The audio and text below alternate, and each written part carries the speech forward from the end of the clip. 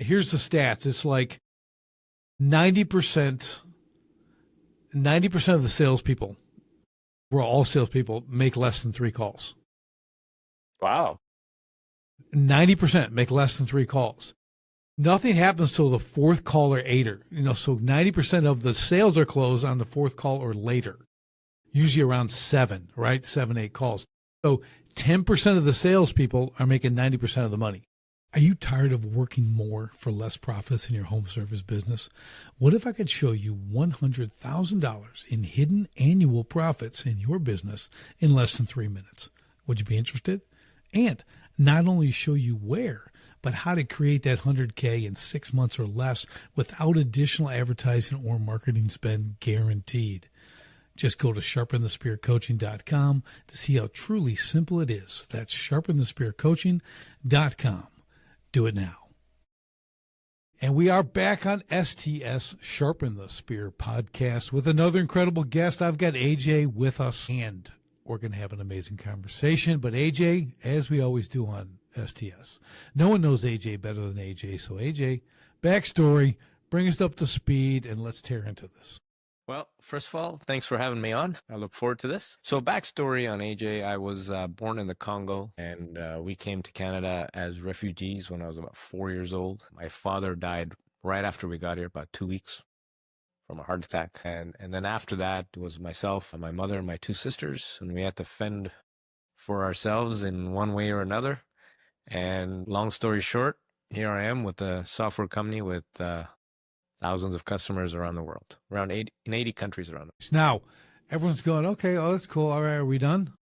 No, because there's a whole story to that, to where you are today. So that's what we're going to get into, okay? So if anyone's wondering, which I'm sure you're not, because we never disappoint. But yeah, let's get into it. Let's get into it, AJ, because we have spoke, obviously, off air in the recording we had attempted. And I really love the whole story, the whole evolution. I think it's really good for people to see. You began, basically, what was it, like 2000? Was it around 2000 when you started? 04 or something like that? Market Circle, the company Originally, we started, basically in 1998 is when the ruminations started. But we didn't, what we started with and what we are today is completely different, right? So originally the idea was that the thing I went to market with was, eBay does auctions. In real life, who does auctions? People negotiate. So we built this site where you could put a product up for sale and you had an asking price and somebody could come in and make a counteroffer. And you can go back and forth, and then if you like it, you make the deal, you transact, and that's that. And so we built this idea, and we went to get some. So first of all, we started with friends and family money. So I raised some friends and family money for this thing. We got the prototype working. We had some actual transaction happening. In the meantime, I'm trying to raise some VC money. And so, it was really difficult. I'm here in Canada.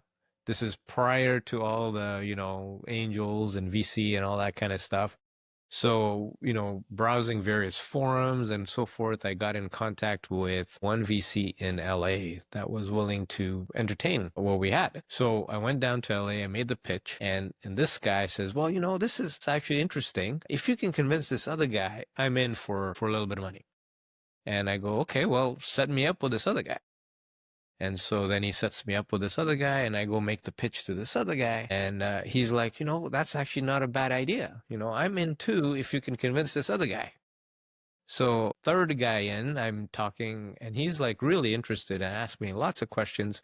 And he says, look, I need you to convince somebody else. I'm in as well, but I need you to convince somebody else. And I go, okay, well, who's that? And that is Senior Juvitson. So remember Hotmail? Yes. So this was the VC firm that backed Hotmail. They were the top VC at the time. And so I got an appointment with, I forget his first name, unfortunately, but Senior Juvitson. I get an appointment with him. It's like a few weeks later. It's in San Francisco, not in LA. And so I make my way there. I make my way to the 50th floor. I can't remember. It was a high floor office. You have your 15 minutes, right? The actual appointment is scheduled for just 15 minutes, right? Like if they like you, then it's a different story.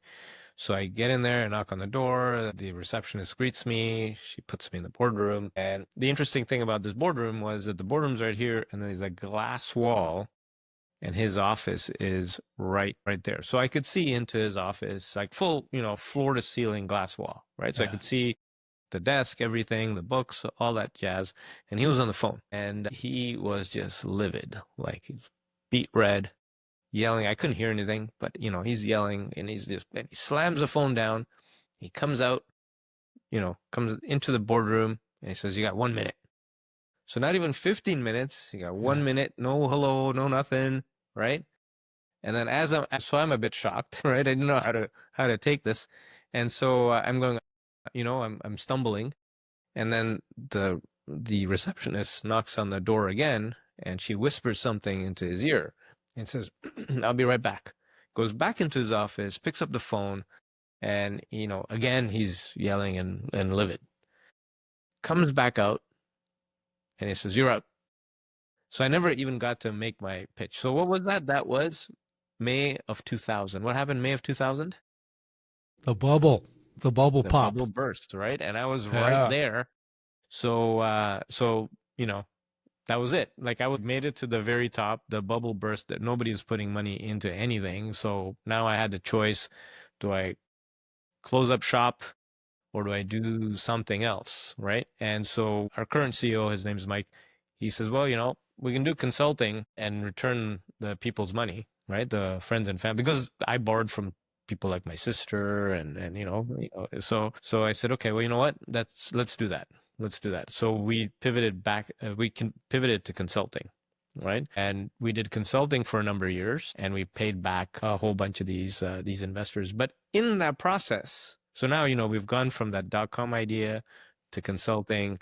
And in that process, what was happening was, these kinds of consulting were, so we were doing software development, custom software development. And so these kinds of deals, they're 50K, 75K, 100K, they're not small deals. So the sales cycle is it's longish and involved, and it's a big commitment for whoever's making the decision. So what would happen is I would get some leads, I would make the initial, no problem, right? And then I'd have to follow up, because they'd be like, yeah, let's digest this and come back to us in 2 weeks, or let's touch base in a month, et cetera, et cetera. Guess what would happen? They didn't. No, You I'd didn't forget. follow up. Yeah. Yeah, You didn't exactly. follow up. I'd Yeah. forget What to everyone follow up. does. Yeah. Yep. And then the next problem was, when I did remember to follow up, I forgot where I left off. Right. So both those things make me look unprofessional, and I didn't close any deals. Right. I was losing deals when I would fumble like that, especially those really warm ones where that this is a lock-in. This is, I can, we, myself, a couple of, we can help solve these people's problems, right, at a reasonable price. So the next thing is, okay, we need something to help us stay organized, like especially me, because I'm coding as well as I'm selling, which is very different mindset, as you know, right? And so in that particular cycle over there, or that span of time where we started looking for tools, we were on the Mac, right? And prior to the Mac, it was Rhapsody was this between the old Mac and new Mac OS 10, and it was, there was a mess there. And so there was no software to help us with this. There was software in Windows. So it was either we switch to Windows, or we make our own thing. So we said, well, how hard could that be? So we started making our own thing. And that thing is Daylight, the product we currently sell. Awesome. And so, or the service we currently offer now. Now it's not a product anymore. And so that was the start of the third pivot. We made this tool for ourselves, and what we did is we showcased it on our website to show people, like, hey, look, we're good at software development. Look at this tool we've made. And one thing led to another, and people convinced me to sell it as a product as opposed to just having it as a showcase, right? And we started selling it as a product in 2001. 2002, sorry, 2002. And it took us till 2007 to replace the consulting revenue. And so in 2007, we no longer did consulting, and we were a product only company. So that was the, third pivot. So that was like a 4-year, 5-year time Right. span to do this transition from consulting to product. Right. You know what I think's cool about it, what I think a big takeaway here, AJ, is this is where a lot of businesses fail. Well, I'll be straight up honest, they just quit. Okay. So there's a level of perseverance and grit that you have to power through. And what you did was going from potential, you had this thing, you're trying to get the VC money, right? That falls through. Well, that can take a lot of guys out. I've seen people quit right after that. They figure, well, those guys have this money, they don't want to do it. It must suck. Okay. It's no good. It's and you'll hear all the stories on that, but you understood, but now you already have money invested, right? Whether it's friends or family and everything. And I have a client on one of my episodes. She did her first round of friends and family raising money for this Airbnb idea she had. And it was like $36 million she raised. Friends and family. I go, you got some good friends and family. Oh, wow. She was young. Okay. I'm like, and then she ended up totally raising $80 million to pull this thing off. It was good. She did it, succeeded, killed it. It was awesome. But a lot of people don't stay in the game. You pivoted hey, we can generate money. We can consult. You can do it. You probably didn't want to consult. Okay. It's kind of tedious and you don't really want to do it. You're already a coder and a salesman, which is, that's a rare combination, as you said, but you stayed in it and said, okay, until you can do the next thing, figure out what went wrong or how do we pivot? How do we do this? And again, I think that no follow up, because all the businesses I work with, everyone's got, not everyone, a massive percentage have really bad follow up, skills, techniques, systems. And here's the stats. It's 90% of the salespeople, we're all salespeople, make less than 3 calls. Wow. 90% make less than 3 calls. Nothing happens till the 4th call or later. So 90% of the sales are closed on the 4th call or later, usually around 7, right? 7, 8 calls. So 10% of the salespeople are making 90% of the money. Right. Yes. Right. Those are the rock stars. Because they make an extra phone call. They've got to follow, and it's because they have a system. Okay. I did that. I learned to do that with a virtual assistant because I can't make all those calls. So I built a system. Now you call here, you keep going. And I'll be on the 15th call, right? And finally someone picks up. But guess what? I'm the last guy who stayed in. I got the job. Right. Okay. Right. And it's just, we could do a whole show on follow-ups, but what you did, but I love what you did because you created a system to solve that issue. Yes. Right. That's kind of what you did. And that's a huge thing. And sometimes when you're able to adapt and learn from your own failures, okay, your own shortcomings, and you're like, well, how do I fix this? And that's what I love. Anyone on my team, I want to be a problem solver. Yes. You just don't come to me and say something's broken. Yeah. You come to me and say, this thing's broken. Here's a couple ideas to fix it. I would suggest this. Yeah. So the 1-3-1 rule. Yeah, we do with 3 S's. We call it the situation, the solutions, and the suggestions. You got to come to me with that. I like that. Okay. I need that. So, and you'll tell me, hey, I think solution B is the way to go. And I'll look at it and go, okay, it almost is, but this one part, you're going to have a problem with this.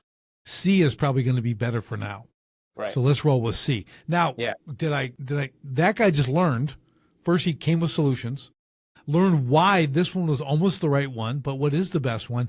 Now he understands the next problem. Now I'm training people to be problem solvers, right? That's right. So that's right. Just like you did, you create a software, and that's what this stuff does, right? Because we all know as entrepreneurs, we have to dummy-proof stuff. Yeah. Okay. And not that our people are dumb. It's just they can't be. Complexity just makes everything worse. Yeah. But what I want is them to succeed. Okay. That's what I want my people to do. How easy can I make it for them to succeed? Because if it's easy to succeed, guess who's going to stay? They are. Right. And guess what's going to do really well? My company. Right. So exactly. So things like building that is really cool. So let's go kind of next steps with that. What did that, because eventually it became a service, right? You're not just a Yeah, product, so it's a you're a service service now. now. It's software as a service. But I want to highlight one really important point. This three S's, this 131, whichever way you want to look at it. One of the challenges that we faced, or I faced. Now remember, I have no management experience or anything when I started this whole thing, right?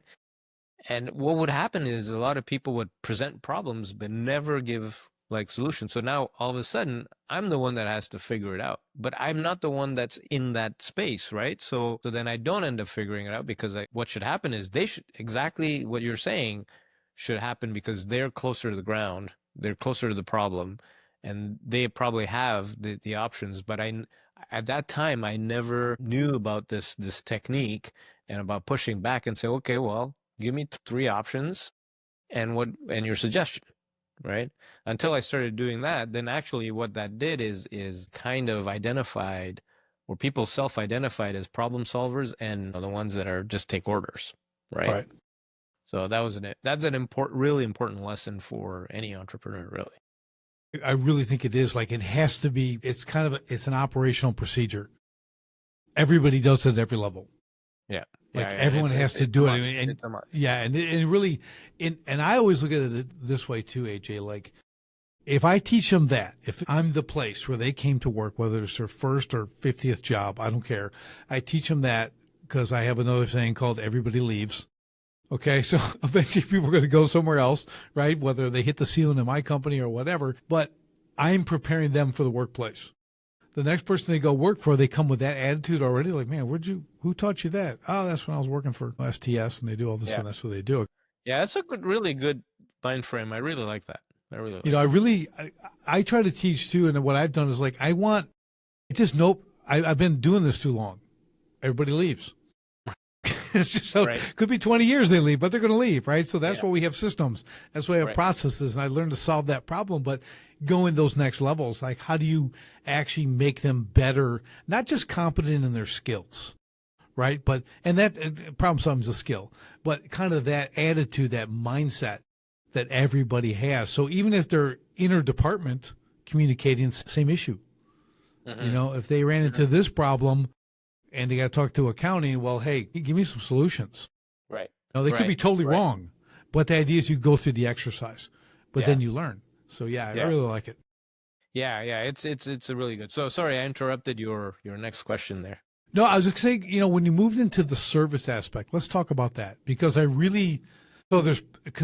product. Okay, you got a product, and I call that a transactional business, right? So I say, that's here's A, you pay me B, right? Service, you're dealing with people, right? Yes. You're providing ongoing stuff. Yeah. Right. Yeah. So let's talk about that, because it's a different animal for sure. Yes, it's a very different animal. So when we were making a product, we even had a boxed. You remember those CDs that you would buy software in? Get the black box, the little at black Best box, Buy and so forth, right? And so we had those things, and we were selling a software that way. And then you had to install it on your own servers, and first it was a single user product, then we made it a multi-user product. So you needed to have one server, and then you have the apps on the local network. It was just a local network at that time. There was no internet. You didn't do stuff over there. I mean, some customers did, but it was rarity as opposed to what it is now. And the challenge was, it was both a pro and a con, in the sense that you had to manage your own hardware, right? So we made the software, you ran it, you had to acquire the server, you had to manage the backups, you had typically an IT person that would help you with this, maybe an outsourced IT person that would help you with this. And so for us, that was great. We didn't have to, we just wrote the software. But then a lot of customers were like, I don't want to deal with this. And the rise of the things of like Salesforce and so forth, we had to adapt. If we continue selling software the old way, we'd be dead. We would not be around. Right. Who buys software to run on their own servers these days? Nobody, right? Maybe if you're, NASA or something like that, but not if you are a small business owner, right? That's just unheard of now, right? And so we had to adapt again. We had to say, okay, well, what are we going to do here?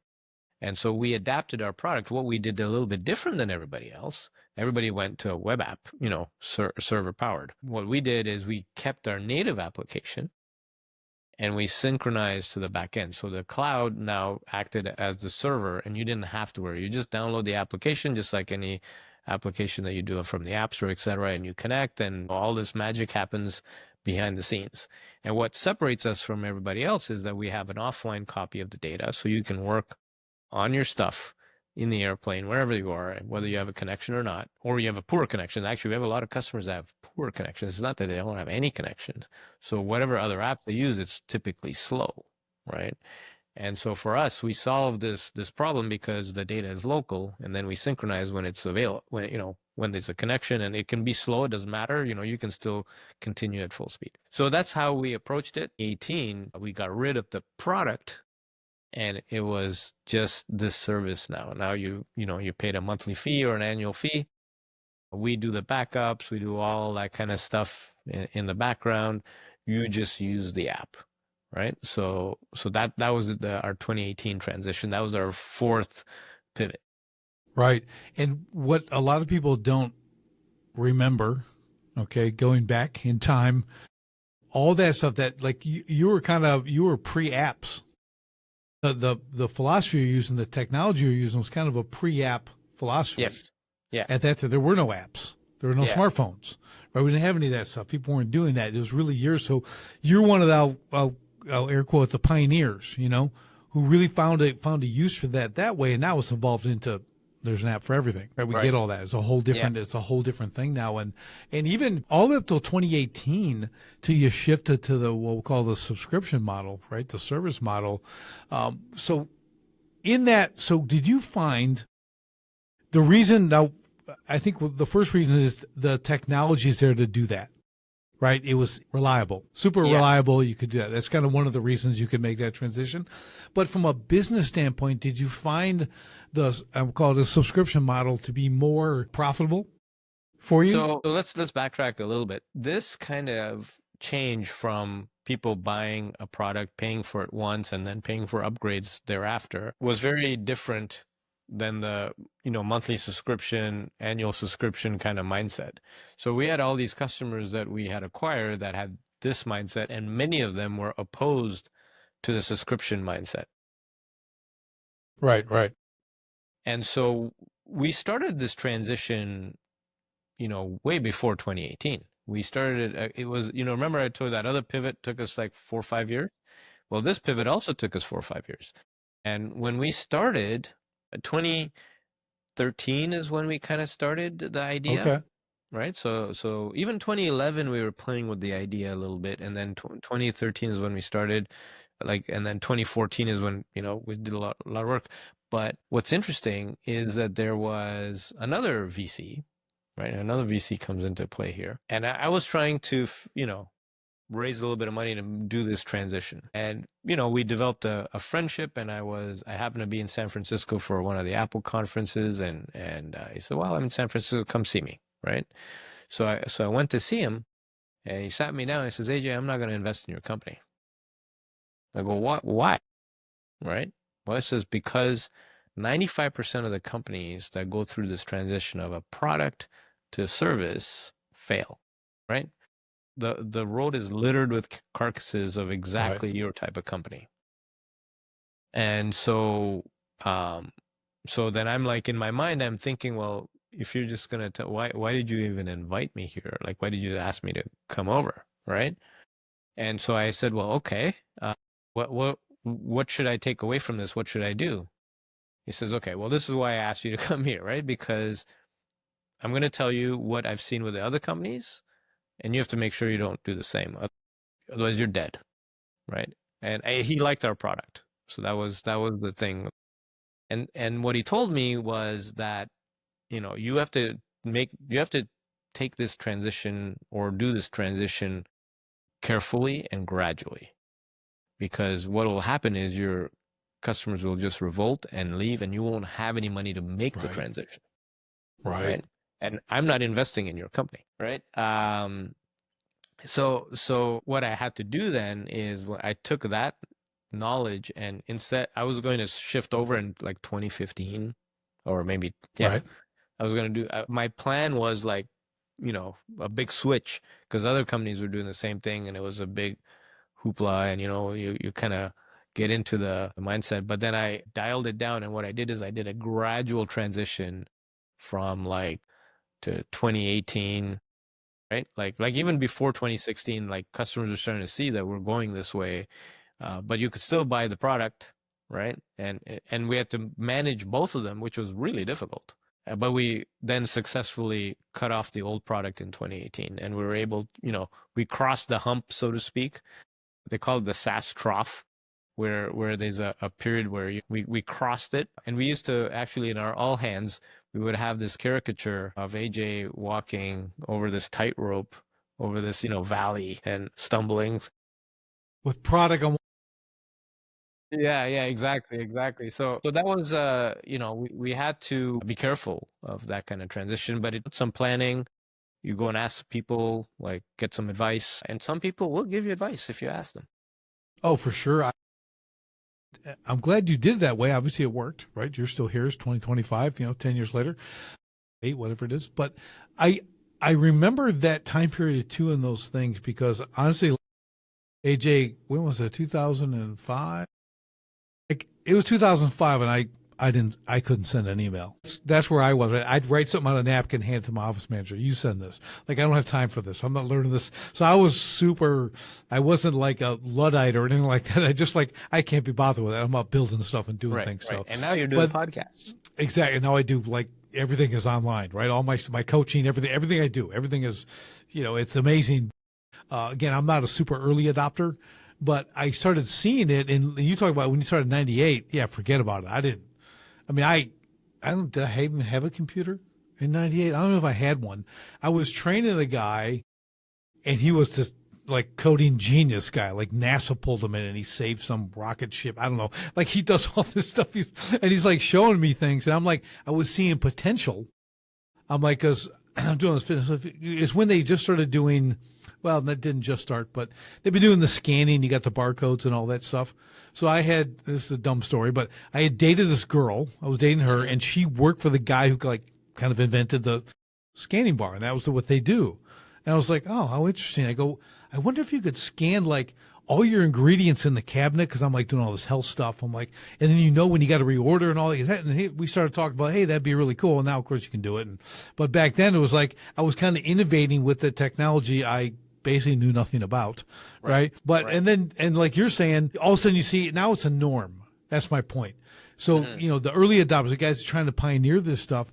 But what I see with you was, if it wasn't for that guy's advice, it might have been over.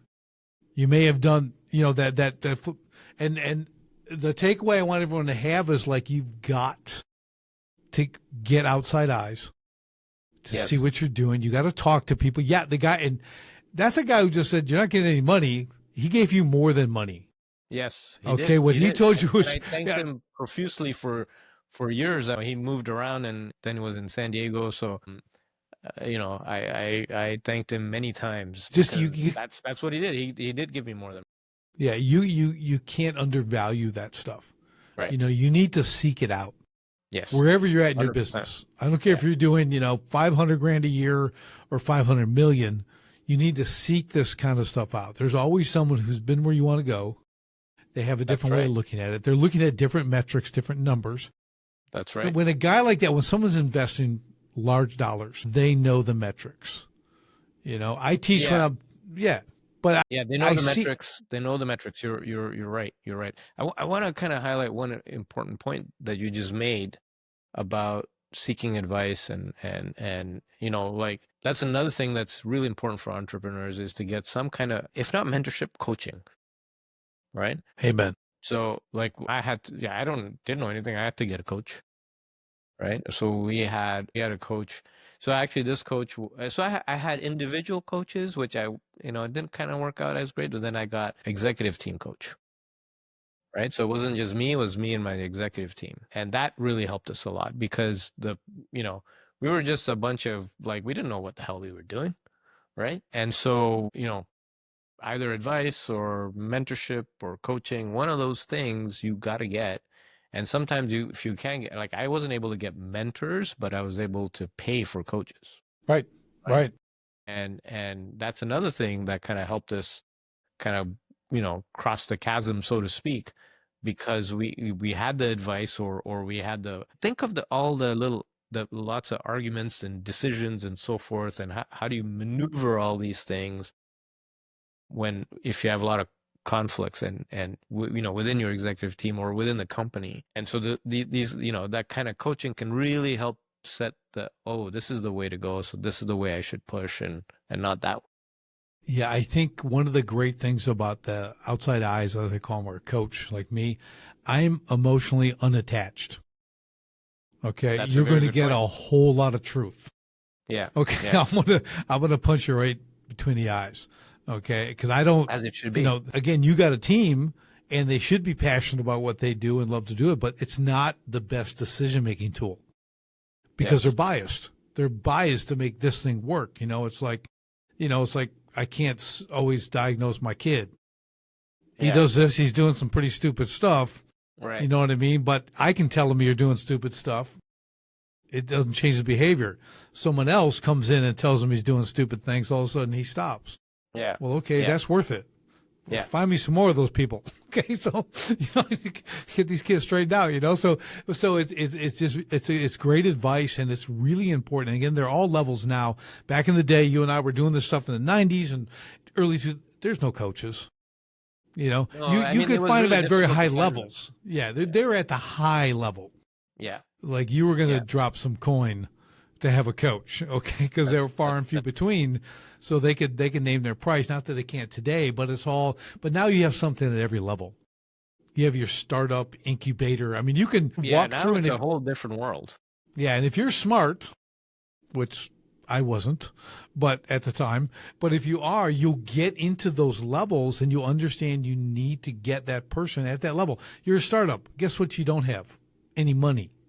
Okay. You got nothing. Okay. You have an idea, or maybe you got some hard work, you got some sweat equity, but you need to find who's helping who at that level. You need a mentor at that time, right? Yeah. Someone who's going to give you some time once a week or whatever it is. And then you're going to grow into it. But the focus should always be, who am I bringing on? You're never done being coached. You know, if we go the athlete route, the best athletes in the world are being coached. Yeah, I'm being coached. You're being coached, right? We all have these people. We need them. If I want to get super fit, I'm going to do a marathon, or I'm going to do an Ironman, or I'm going to do whatever. Okay, I'm going to bring in a coach because I need that training partner, if you will, which is a whole nother thing. But the coach is really going to get me on point. He's going to he or she's going to design the program. He's going to get me the extra reps, right? He's going to push me through to get this stuff done, and you get results. I'm paying for results. Exactly. And then you mentioned the training partner. It's like you also sometimes need a peer group, right? Yep. So as entrepreneurs, there are many different organizations that offer that, where you're with other entrepreneurs, similar sized business, that you're running through the same challenges, so you can help each other out. That's right. It's just like the training partner that you need. It's a little bit different than a coach, but a training partner that you need that kind of like you support each other, right? Yeah, I do a group coaching. I have a group coaching program. Okay. So I have 15, 20 guys in there. They're all working at their place. There's a program they follow, but every week I'm on and we're talking, discussing, but they are coaching each other. Like you said, a rising tide lifts all boats, right? That's what we want. And they're getting, I call myself the conductor of the orchestra. They're the orchestra, right? They all have value. They all have skills. I'm just directing them, and I'm kind of facilitating the conversations among them, right? And now all of a sudden they're coaching each other because they all have a different viewpoint, different experiences. And so it's powerful, just like a mastermind group or anything else. That stuff's really, really helpful. So you're exactly right. You want to search that stuff out. Yeah. Where can 100%. you get that? Because even if you're in the same industry, okay, you can be in the exact same industry, but you're across the country. You're not competing against each other, but man, do you have value? You've been doing it for 10 years. She's been doing it for 3. Okay, well, you can. I call it time compression. What I do as a coach is I take 10 years and compress it into 1, and that saves you the costly mistakes, the bad decisions, the whole thing, right? Yeah, that's a good way to put it. Time compression. Yeah, that's what coaches have done for me. I mean, they just, now, if only I would have done that in my first business for 20 years instead of not taking any help. I'd be on the moon. Okay. So, but now I can help other people. I'm more motivated now. I'm more motivated now because I know the downside of not getting that help. So it's really a good thing. But I think what again, a big theme here is that regardless of your industry, okay, this is what you need. It doesn't matter. It can be software development.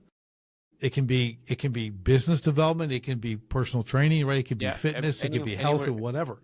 And all the way down to sports, like you're saying, right? Yeah, exactly. It doesn't matter the industry. It doesn't matter the type. Even if you're, let's say, a doctor, right? Like you got to continually learn how to deal with stuff. Like the same thing, right? Same thing. Yeah. Like you just have to know that you need that, and that's part of life. That's just part of life. With a lot of my kids, AJ, I did that. Like my daughter, volleyball player. Okay, I'll get you some private tutors, and her form is magnificent. Right. I mean, it's textbook. You watch her. It's just, I'm like, that's what I pay for. Right. Okay, like she can play. She's of value because she, my son, I trained him when he wanted to go to the Junior Olympics. Trained him for a year. Got him to Junior Olympics. Trained him in the next level. Now he's in the Marine Corps. We trained him 3 days for 7 months. I'm training him. You need the trainer.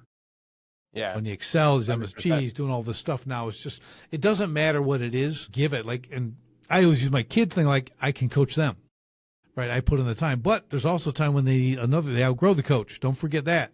I was going to throw that in. There's times you outgrow a coach, and the good coach is to tell you, I'm done. You need to get a better different coach. Yeah, I've never, that's a good point, that you have to also recognize that, because sometimes the coach themselves may not recognize that. Yeah, it's just, I'll average about 4 to 5 years with a client. I can do a lot. Okay. But oftentimes inside there, though, I'm giving them verticals. Talk to this guy, bring him on. Right. We've done this, now bring this guy on at the same time. Right. Because now they've reached those levels. So I'm always like, I'm finding the right next coach. Hey, you need a fractional CFO now. Right. That's who we need now. That's a coach. Yeah. Call him whatever you want. He's a coach. He's going to come in for a 3-month stint, a 2-month. Exactly. Right. Because,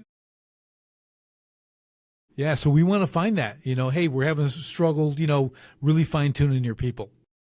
I got a coach for that. Yeah, and that's another thing as entrepreneurs. Another really important thing is people, right? And like having the right people, and then growing with the right people. Because sometimes, like you were saying, everybody leaves. There are cycles to that as well. But one of the really important things is making sure that you have the right people. Because if you don't, it's hell. Yeah, it's catastrophic. I mean, I call it's a cancer. If I got cancer in the tip of my pinky, I got to cut it off. Yeah. Otherwise, it's going to spread to my whole body, right? So that can be one individual in your company. I've seen one individual basically ruin a company. Yeah. Because the owner kind of felt they were so key in what they did, their skill, and they kept them for this. I go, you're a hostage, man. You're being held hostage by. We went through one of these kind of episodes as well. But tell me about this scenario that you're talking about. Well, so I would go in and really it's like separating the wheat from the chaff. Like you got these people who are very toxic, to use a current word. You have to, in the outside eyes, as a coach, I come in and I go, this guy got to go, like today. You want me to get rid of him? I'll fire him. I said, if you don't have the stones for that, I'll do it. Okay. Of course, I'll come. I'll be the bad guy. I got no problem with that at all. I did a consulting for a very large company, and they had 50 people for doing this one thing. I fired 25 in the first 3 weeks, and I didn't rehire. I kept the 25 and I elevated them, tripled their incomes. Okay, tripled their incomes because I got rid of those people. Number one, most this, most that, all in like a 3-4 month period. I said because no one had the courage to come in and cut dead weight. Like you're accepting your low bar. You're just accepting anyone with a pulse. Yeah. You can't do that. We have to elevate. Now that can take time, but at the same time, like that instant change, because the people who are good, they're on the cusp of leaving. Mm-hmm. If you're keeping those bad people, they're going to leave. They're going to go somewhere else. That's where the term the cancer comes around.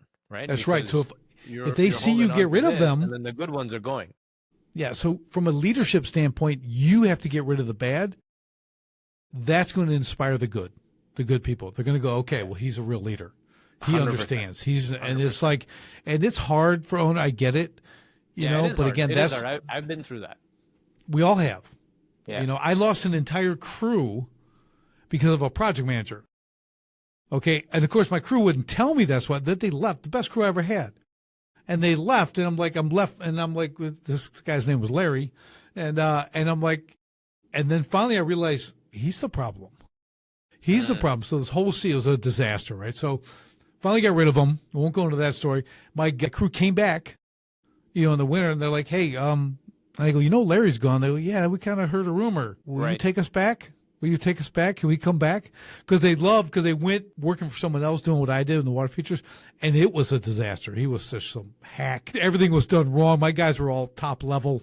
They know what total quality is. You know, we did amazing things. So I'm like, yeah, you can come back, man. And so they came back and said another, whatever it was, 5-6 years, you know, before I shut everything down. But the problem is they didn't have and I don't know why this was. I thought we're tight, right? Like, man, we're like kind of like family, but they couldn't bring that to me and say, this guy's a problem, you know? And I don't know if it's a cultural barrier thing. So I have all Hispanics working for me. I have this white project manager, right? And all this stuff. And I'm like, dude, right.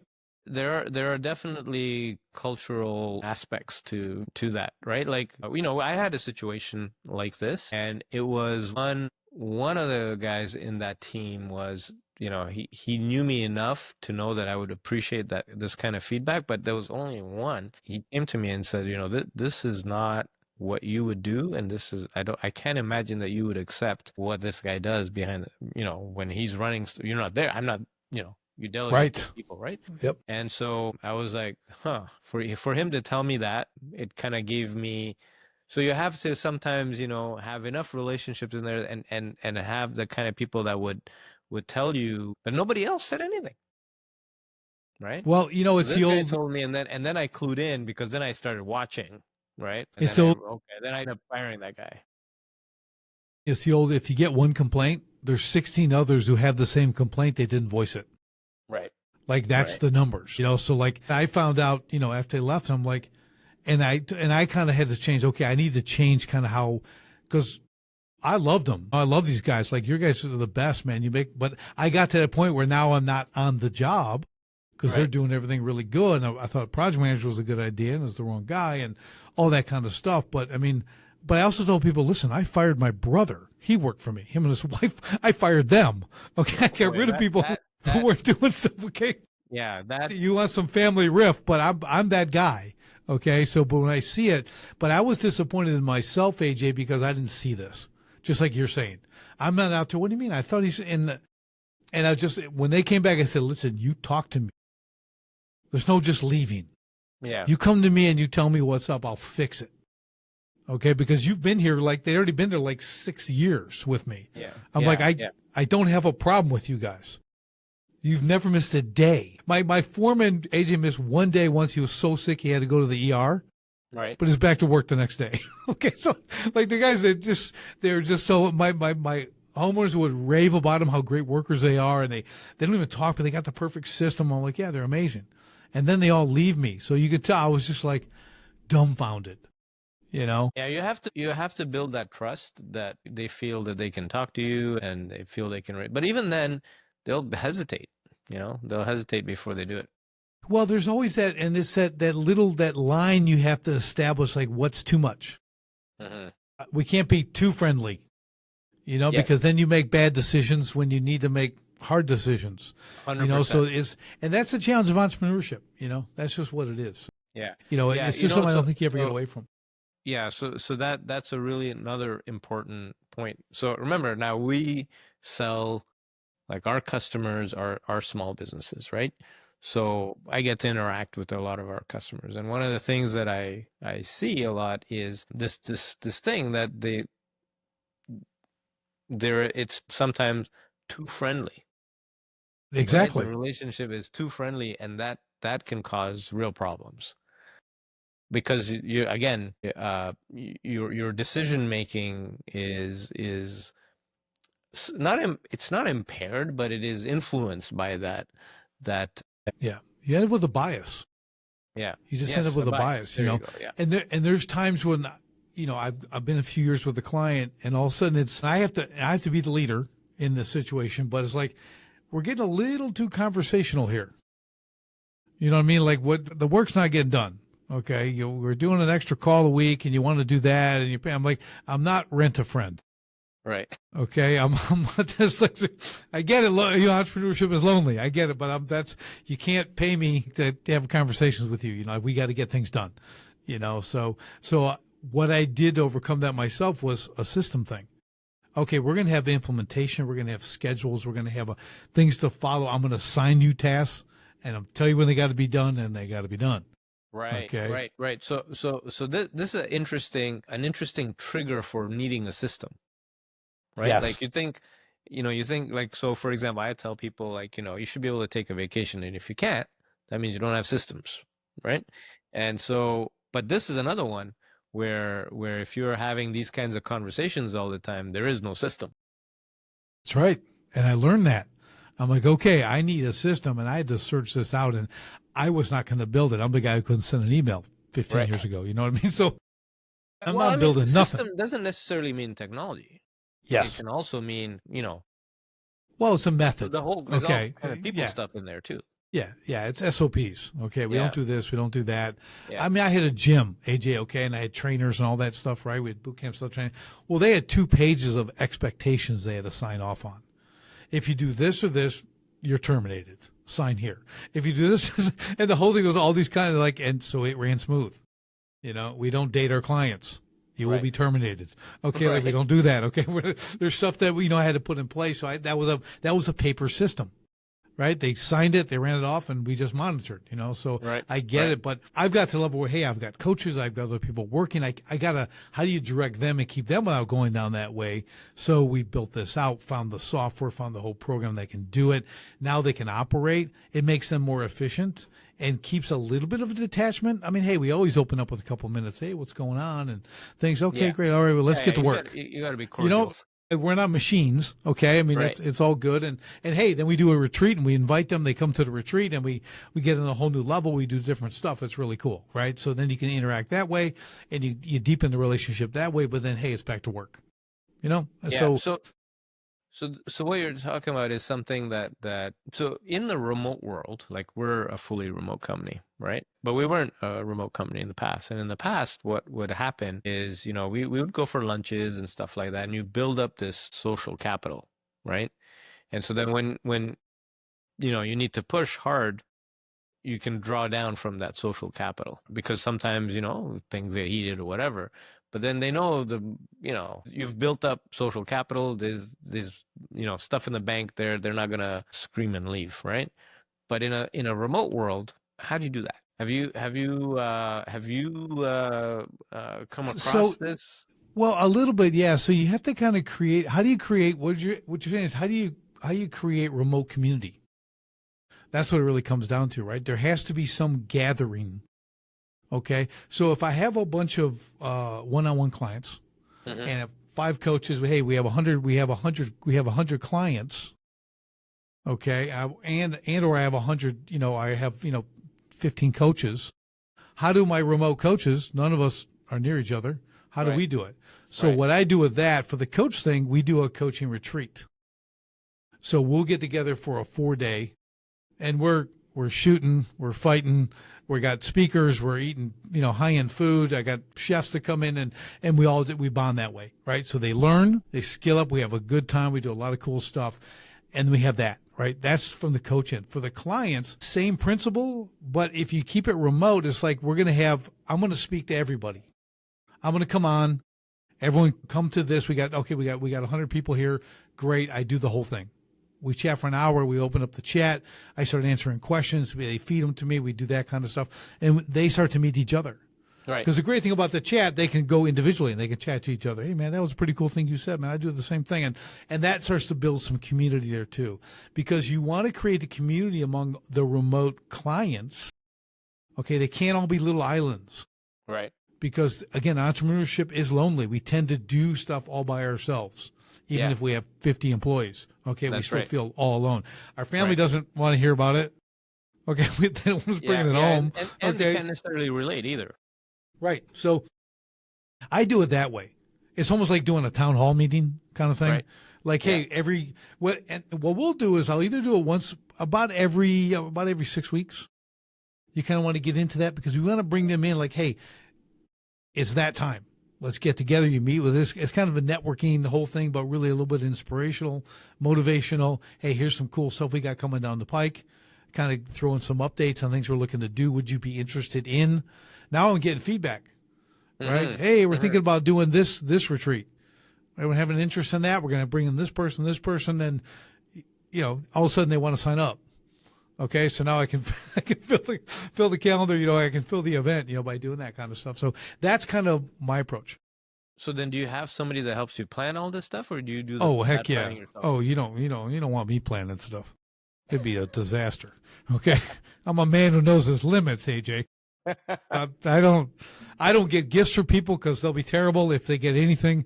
I don't plan those kind of things. I know what I want, make it happen. Right. I love to delegate that kind of stuff because there's people who that's all they do, and I have people that's all they do. Yeah. Some people are really strong in this stuff. Yeah, and I find them. So now, let's say you're a small business and you don't have that kind of person on staff. What do you do to get this organized? Just like getting a coach. There's event planners. The people are out there. There's people who do this. They're retreat coaches. That's how wild the coaching world is now. There are people that will coach you how to do retreats. They'll set it up for you. They'll take you through this, how to get people on. Actually, I did not know that. They're out there. It's true. I think I was a guest on a podcast, I think, and that's what she did. Really cool. So it's like they have this stuff and they do it like that's what I mean. You go to the expert. Hey, there's wedding planners, right? Hey, my daughter's getting married. Well, you're not going to do that. There's a wedding planner. It's the same thing. Like there's people who do these retreats. Like we had one and she's just amazing. And I, use her. Got us an island. Okay, off of like Connecticut or wherever. It's like there's an island, this huge lake, and like there's a home. We can put it all there. We can do all. It's like that's what I'm talking about. There's a ranch in Colorado. They set us all up. We're going to do all this stuff. We're out, man. The cell phones, no nothing, whatever you want, like they dial it in. They got the communication. They got the skill. Hey, how far is it from the airport? Where do people go? How do we get them from the airport to here, right? There's a lot to it. So just think you're going to do a retreat that sounds nice till you start looking at the details to pull it off. So I'm bringing this up because it's not easy. You need an expert, which is what we've talked about here the whole time, right? We need go get that person. Because if you're going to put together that, I don't care if it's with your own people on your staff or coaching clients or whatever they are, outside clients, to me, I'm world-class. Got to be a world-class event. Right. I don't do halfway. It's going to be world-class or we're not doing it. So that's not me. Right. Okay. I'm not going to, world-class means someone knows all the details. I do not. I just know the outcome I want. Here's my outcome. Please make it happen. Okay, this is what I want them to take away from this. This is what I want to experience during there. You fill in all the gaps. Literally, like, how many trips from the airport to this place are we making? Like, when are people coming in? How do they get to the ranch? I'm thinking about the wedding planners. So I'm not experienced a retreat planner, but I've experienced wedding planners, and oh my God, right? They do exactly what you're talking about, which is this person's going to get here. It's pretty crazy. And here's the thing about them, okay? So, and I do this in business. I talk about strategic alliances and how you team up with other people who are in a similar, they're in that. So a wedding planner, they're dealing with florists, they're dealing with caterers, they're dealing with photographers and everything else, events, real estate, all this kind of stuff. So they have quite a connection of contacts, right? So even somebody says a business owner, I'm like, I can help them with that part. I can help them in future things that I do. Like I could be a speaker. They could bring me in as a speaker for someone else's event. Right. So you start to learn that and you create those little strategic alliances with these other experts because they all have, post and pre connections to run their business. So, and they have to. All our businesses are that way. Your business that way, my business like that. So I try to help my clients tap into that because there's clients there. Right. That's a 100%. revenue source. It's a revenue 100%. source. We have to think a little bit different in that stuff. But just, again, when we solve problems, like we talked about, right? I have a necessity. I solve a problem for that. And look what came from solving the problem. Yes, I did a world-class event, but now I know this person, this person, and this person. That's right. That's right. And that's we're right. exchanging. So it's a beautiful thing. So every problem is an opportunity. That's how you have to think. And you have to keep that in mind, because if you don't, you're gonna just hate it. Yeah, you're going to live in misery. Yeah. You're going to grind for unnecessary reasons. Yeah. You're going Every to be problem is an upset for no opportunity. reason. Yeah, it's just. And there's another saying. So I said the gap between expectation and reality is disappointment. Okay, so you got to remember, like, you gotta understand what you're doing, what you're planning, what you're trying to come out with. So you got to manage the gap, right? And I know a guy who's a gap coach. Okay. So literally he's a gap coach. He closes those gaps and those things on your performance, everything else. So there's guys, and he's amazing. Works some really high-end guys from performance, really cool stuff. So like I said, they're out there.